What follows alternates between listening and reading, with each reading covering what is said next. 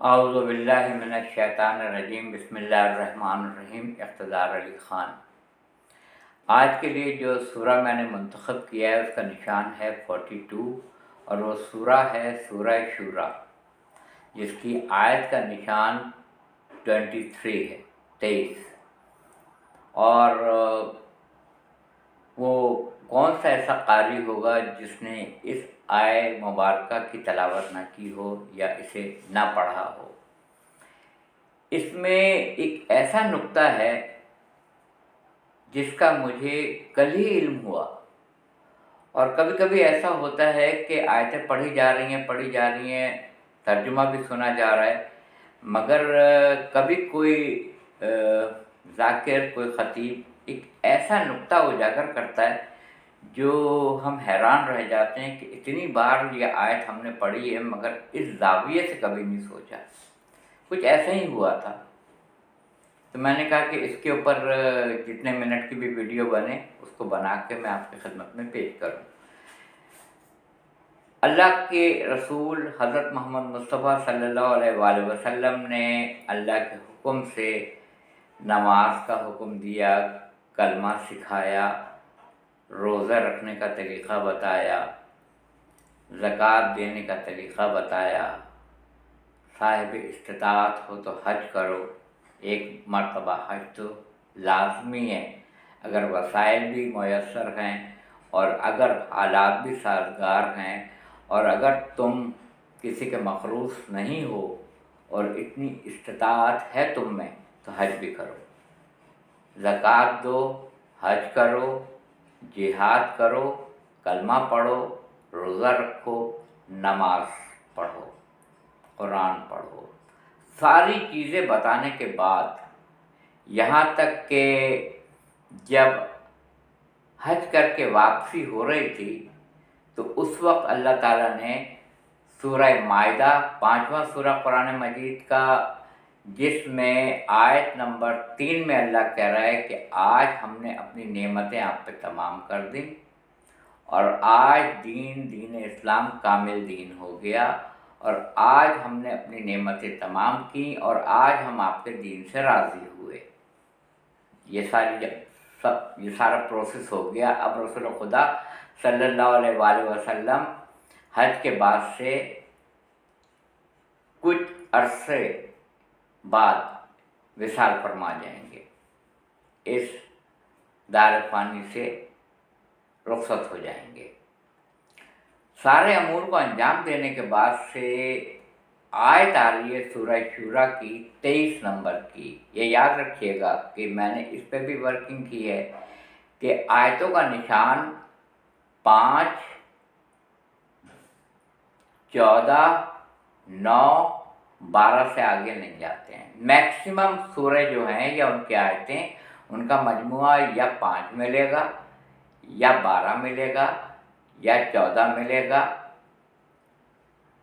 या 9 मिलेगा, 12 मिलेगा, 14 मिलेगा, 5 मिलेगा, इससे ज़्यादा नहीं है। मैक्सिमम, ज़्यादा से ज़्यादा, ये एक अलग सब्जेक्ट है। मगर इस आयत में जो सूरह शूरा 42 नंबर का सूरा है, आयत का निशान 23 है। ये भी 2 जमा 3 5। मैं तुमसे कह दीजिए, आप कह दीजिए, कौन? ए रसूल खुदा सल्लल्लाहु अलैहि वसल्लम, आप कह दीजिए कि मैं तुमसे अजर रिसालत में कुछ भी नहीं मांगता हूँ। लोग घर तामीर करते हैं, बिल्डिंग बनवाते हैं, बड़े बड़े काम करवाते हैं, उसकी उजरत अदा करते हैं। तो ये भी तो एक काम किया था अल्लाह के रसूल ने। मैं तुमसे इस दीन इस्लाम के सिलसिले में जो भी मुशक्क़त मैंने बर्दाश्त की है, जो कुछ भी मैंने मसाइब झेले हैं, जो कुछ भी मैंने इसको फेस किया है इस दीन इस्लाम की तबलीग के लिए, मैं इसकी उजरत तुमसे कुछ भी नहीं चाहता हूँ, कुछ नहीं चाहता हूँ। आप इनसे कह दीजिए अगर कुछ देना ही है इसकी उजरत तो मेरे क़ुरबा से मवद्दत करो। देखिए, मोहब्बत और मवद्दत में बड़ा फ़र्क है। मवद्दत सुपरलेटिव डिग्री है, मोहब्बत की नहीं जाती है, हो जाती है। मोहब्बत कभी नफ़रत में बदल भी जाती है। मवद्दत में आपको ये नहीं कहा जाएगा कि आज आप मवद्दत कर लें और कल आप मोहब्बत कर लें, ऐसा नहीं है। मवद्दत लाजमी हिस्सा है अजर रिसालत का, आपको करनी ही करनी है मवद्दत। ये मोहब्बत से ऊपर सुपरलेटिव डिग्री की चीज़ है मवद्दत, ये आपको करना है। कुल आप कह दीजिए, ए रसूल आप कह दीजिए, कैसी ज़ात है रसूल खुदा सल्लल्लाहु अलैहि वसल्लम की। हमारे लाखों करोड़ों अरब खरब दुरूद सलाम हो आपकी ज़ात अक़दस पे और आपकी आले अथर पे। करोड़ों अरब खरब दुरूद सलाम हो कि अपनी मेहनत की उजरत अपने मुंह से उम्मत से नहीं मांग रहे हैं, बल्कि कुल अल्लाह कह रहा है आप कह दीजिए कि मुझे इस कार्य रिसालत की उजरत में अगर कुछ चाहिए तो सिर्फ ये चाहिए कि मेरे क़राबतदार मेरे क़ुरबा से मवद्दत करो, मोहब्बत करो नहीं, मवद्दत करो, क़ुरबा। इसके बाद वाला जो टॉपिक मैं इंशाअल्लाह इसको अपलोड करूँगा, वीडियो बनाऊँगा, तो उसमें पूरी वजाहत क़ुरबा की होगी कि यह मुअन्नस है या मुज़क्कर है।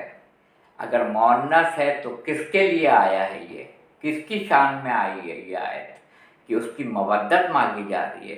कोई कीमत मांगी नहीं जा रही है रकम की सूरत में, हीरे जवाहरात की सूरत में, दौलत की सूरत में नहीं, मवद्दत मांगी जा रही है, चाहत मांगी जा रही है, अपनाइयत मांगी जा रही है।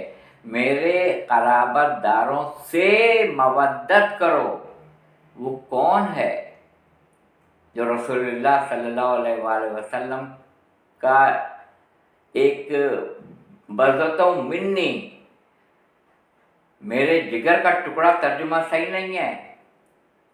मैं एक मिसाल आपको छोटी सी दे दूं ताकि वाज़ेह हो जाए। वो बच्चे जो कुरान फहमी का ज़ौक़ व शौक़ रखते हैं उनके लिए है कि एक केक है, केक का एक पीस काटा जाए और उसमें से एक टुकड़ा निकाल लिया जाए तो पूरा केक नाक़िस हो जाएगा, इसलिए कि वो कट के एक हिस्सा निकल चुका है। जब खातून जन्नत की ज़ात उस टूटे हुए हिस्से में आके जुड़ जाएगी तो वो कामिल हो जाएगा। उसे कहते हैं मेरे जिस्म का लाजमी जुज़।